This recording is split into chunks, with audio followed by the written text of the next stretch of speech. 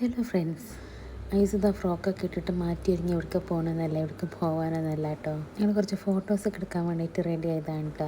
ഈ ഫ്രോക്ക് എൻ്റെ ഹസ്ബൻഡിൻ്റെ കുഞ്ഞാമ്മൻ്റെ മോളെ സ്റ്റിച്ച് ചെയ്തതാണ്.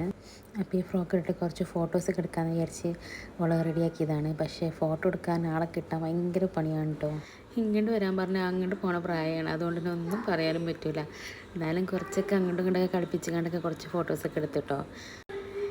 ഇന്ന് രാവിലത്തെ കുറച്ച് നേരത്തെ പരിപാടിയായിരുന്നു ഈ ഫോട്ടോ എടുക്കലൊക്കെ. എടുത്ത കുറച്ച് ഫോട്ടോസൊക്കെ ഞാൻ ലാസ്റ്റ് ആഡ് ചെയ്യാം കേട്ടോ. ഇന്ന് ഉമ്മക്ക് നോമ്പുണ്ടായിരുന്നു. അപ്പോൾ നോമ്പ് ഇറക്കാനാകുമ്പോഴത്തേന് എന്തെങ്കിലും സ്നാക്സൊക്കെ ഉണ്ടാക്കാമെന്ന് വിചാരിച്ചിട്ട് വൈകുന്നേരം ഇറങ്ങിയതാണ്. പഴംപൊരിയും ബ്രെഡ് പൊരിച്ചതാണ് ഉണ്ടാക്കുന്നത്. പഴവും ബ്രെഡും വീട്ടിൽ തന്നെ ഉണ്ടായിരുന്നു. അപ്പോൾ പിന്നെ അതന്നെ ഉണ്ടാക്കാമെന്ന് വിചാരിച്ചു. ബ്രെഡ് പൊരിച്ചത് കാര്യമായിട്ട് ഉണ്ടാക്കാൻ കാരണം ഇവന് പനിയാണ് കേട്ടോ. ഓനൊന്നും കഴിച്ചിട്ടില്ല. അപ്പോൾ ഓനക്ക് ബ്രെഡ് പൊരിച്ചതാണെന്നുണ്ടെങ്കിൽ ഓനക്ക് ഇഷ്ടമാണ്. അപ്പോൾ ഓൻ എന്തെങ്കിലുമൊക്കെ ഒന്ന് കഴിച്ചോട്ടെ വിചാരിച്ചിട്ടാണ് ഇത് മെയിനായിട്ട് ഉണ്ടാക്കാൻ കാരണം. അപ്പോൾ ആദ്യം തന്നെ ഞാൻ അതാണ് കേട്ടോ റെഡിയാക്കി തന്നിട്ട് വേഗം ഓനക്ക് കൊടുത്തു.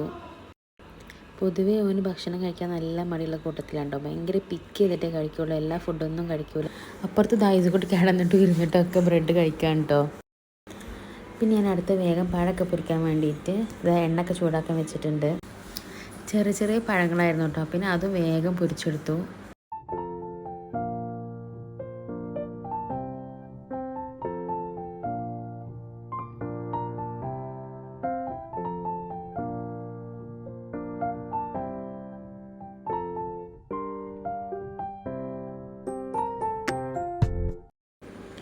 ഞാനിവിടെ പഴമൊക്കെ പൊരിക്കുമ്പോൾ അപ്പുറത്തിടാ ഐസ് ഭയങ്കര കളിയിലാണ് കേട്ടോ. ഞാനിവിടെ കിച്ചണിൽ നിൽക്കുമ്പോൾ ഓരുണ്ട് കൂടെ തന്നെ ഉണ്ടാവുമേ. അപ്പോൾ അമ്മ ചപ്പാത്തിയൊക്കെ പരത്തി വെച്ചിരുന്നു. പിന്നെ ഞാനത് ചുടാൻ വേണ്ടി നിന്നു. അപ്പുറത്തന്നെ അമ്മ കറി ഉണ്ടാക്കിക്കൊണ്ടിരിക്കുകയാണ് കേട്ടോ. സിമ്പിളായിട്ട് ഉണ്ടാക്കാൻ പറ്റുന്ന തേങ്ങ അരച്ചിട്ടുള്ള ഒരു മുട്ടക്കറിയാണ് ഉണ്ടാക്കുന്നത്.